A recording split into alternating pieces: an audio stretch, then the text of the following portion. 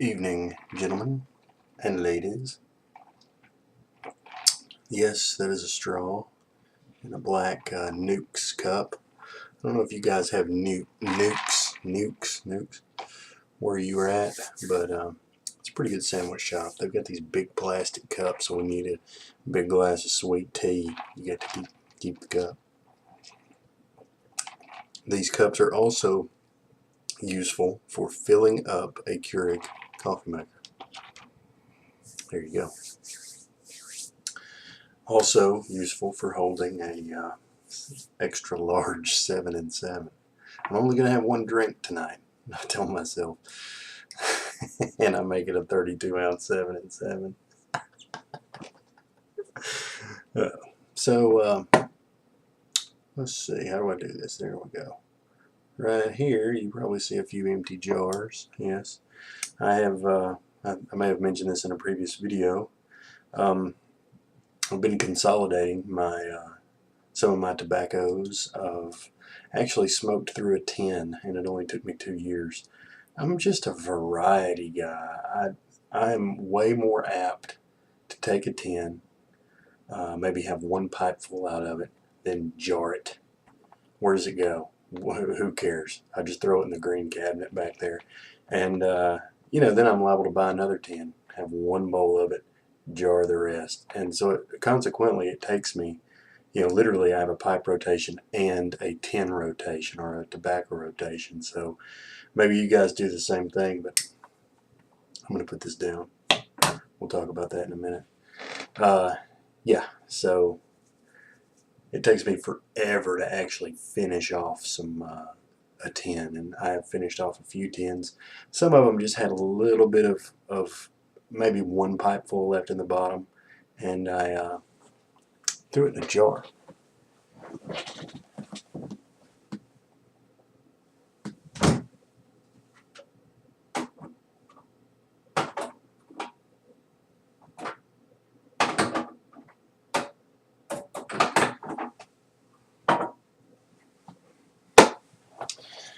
Sorry guys, I was going to show you my cool jar. It's a jar called Adam's Dandy Mix.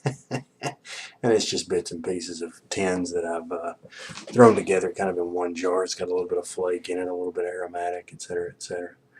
So, on to the point of this video. I'm going to do a little ramble tonight. Luckily, I've gotten off to a good start. Throat's dry.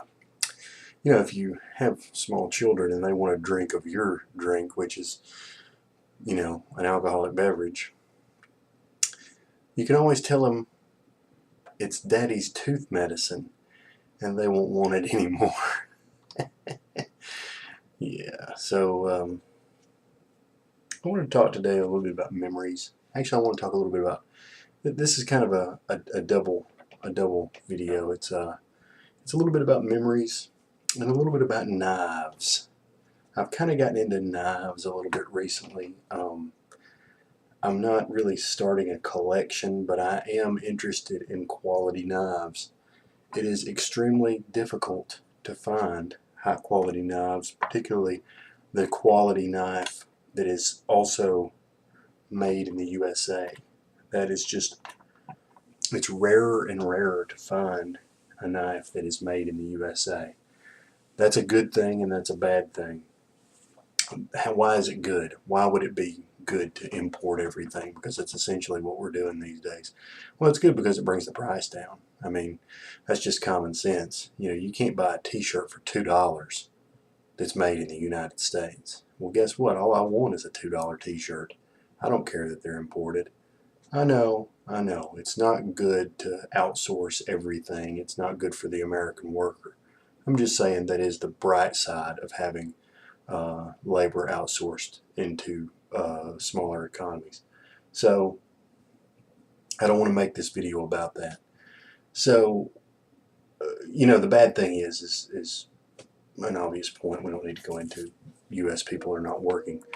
I bought a couple of knives recently. One of them, both made in China. One of them is a Kershaw, and it's one of the Speed Assist. I bought this because it was cheap. I do not like serrations, and I'm not watching the camera, so I don't know if I'm getting that in there or not. I do not like the serrations. I do like the pocket clip. This knife is more than I would carry EDC. That's a handful. I mean, the blade's only 3.5, but I mean that's a thick knife. You know, that's not an EDC for me. I just need something to clean out my fingernails. But it is a good knife to carry with you when you're in the woods. Good at cutting rope and things like that. The next memorable piece I've bought is this Spyderco. Also, I don't know if you can see that, but well, it doesn't say it right. There it is. Made in China. You see the China? Anyway, Spyderco.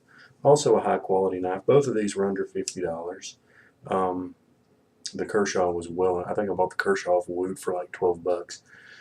This also is a little bit big for everyday carry, but it's a nice utility knife. I just bought it to see what it was all about. Made in China, 50 bucks. So you're looking at a $50 Spyderco made in China.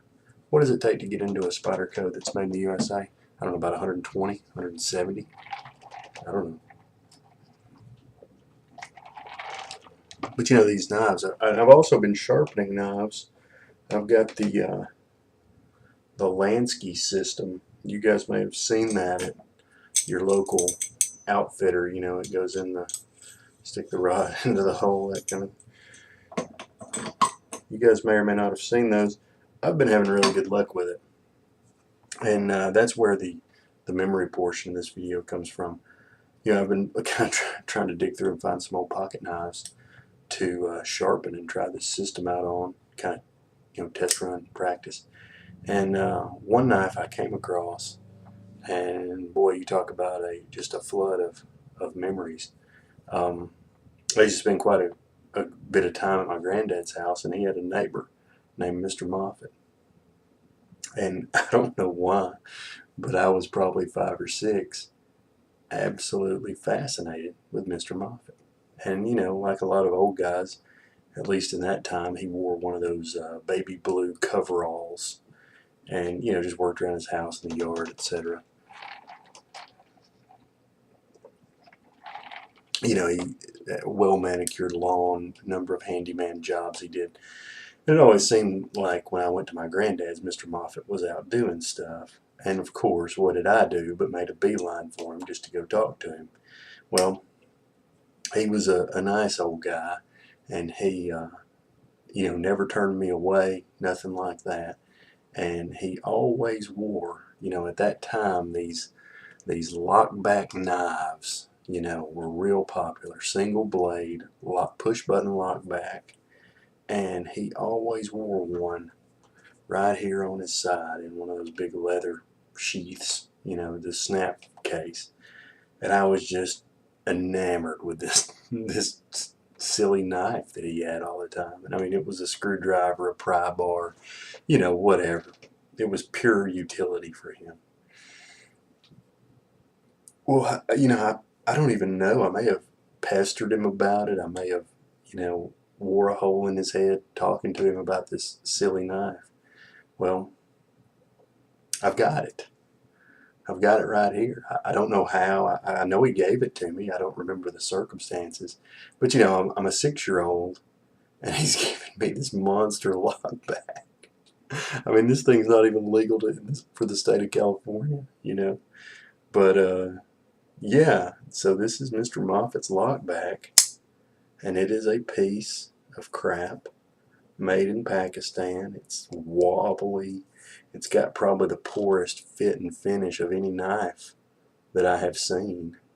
I mean, it's just a terrible, not sharp in any way.